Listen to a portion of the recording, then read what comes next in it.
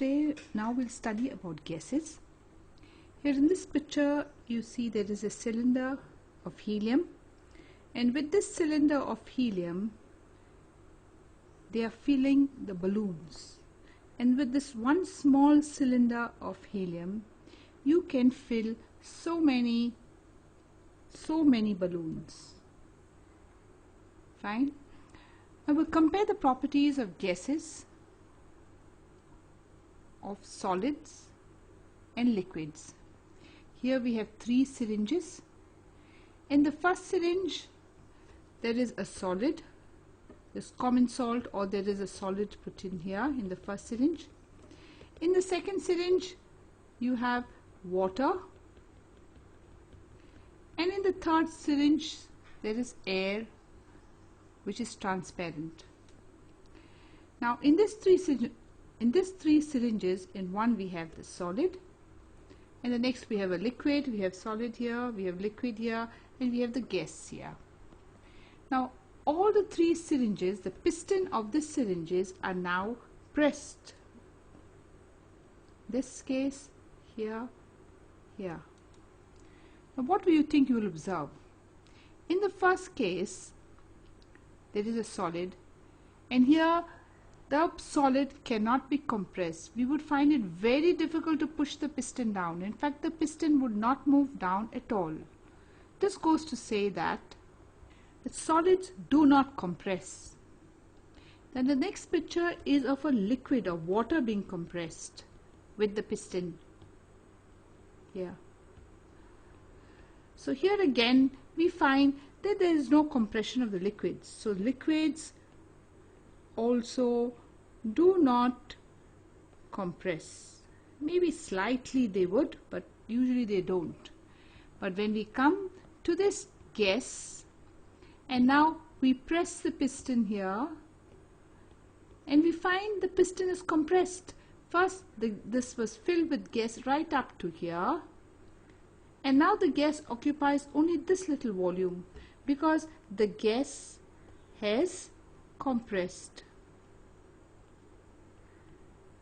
So if I were to ask you, give me one property, the first property of gases that we have learned: gases can be compressed. Can you tell me, by looking at this picture of the cylinder, what can you say about the volume of the gas? Does the volume of the gas is fixed?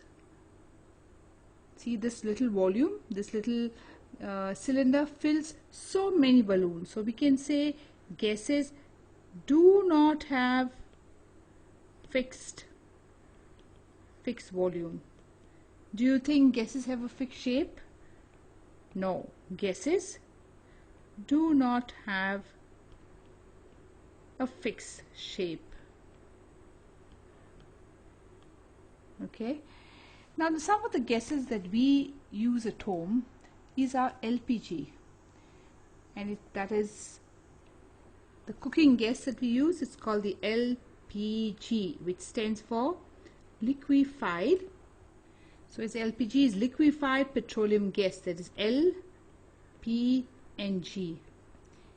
And here it comes a nice, so here's a picture of the LPG gas that all of us have seen in our homes. Now this little gas that is filled here in this little cylinder, it lasts for almost a month. And this is because a large number of amount of gas is compressed and put in this little cylinder. This again confirms that gases can be compressed. Here is a cylinder of gas, and now the cylinder is closed. We close it up here, and it is closed here too. And inside this we have these molecules of gas. Now these molecules of gas have got high kinetic energy. They are very high kinetic energy. You have learned earlier what is kinetic energy. Energy possessed because of motion. Now these molecules are continuously moving in all directions. They've got a large amount of energy and they move in all directions. And hence, they constantly are hitting the walls of the container. They keep hitting the walls of the container here. And that's the reason why we say gases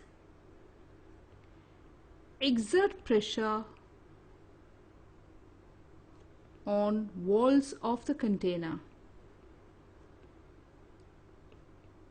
And we know the reason.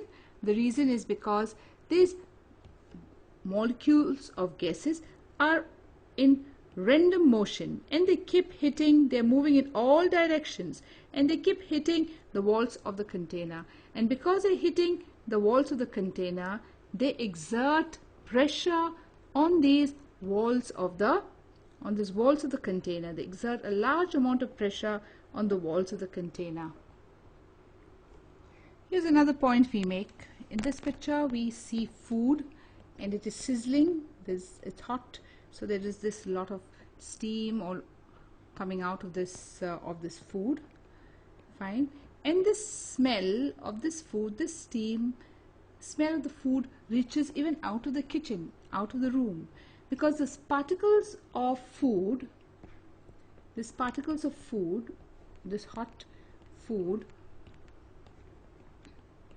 they have a large amount of energy, and because they have a large amount of energy, they can move very far away, thus spreading the smell to a larger area.